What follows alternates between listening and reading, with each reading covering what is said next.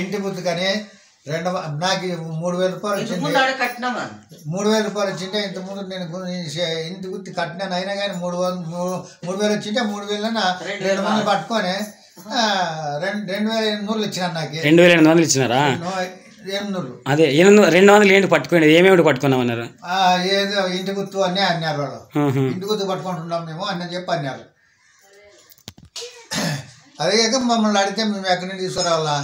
ఇంట్లో ఉండేవాళ్ళు మా పిల్లలు ఉంటారు, పెద్దవాళ్ళు, వాళ్ళని అడిగితే వాళ్ళతో ఇచ్చుకోవాలా. మా ముసలివాళ్ళు అడిగితే మేము ఎక్కడి నుంచి తెచ్చేయాలి వాళ్ళకి?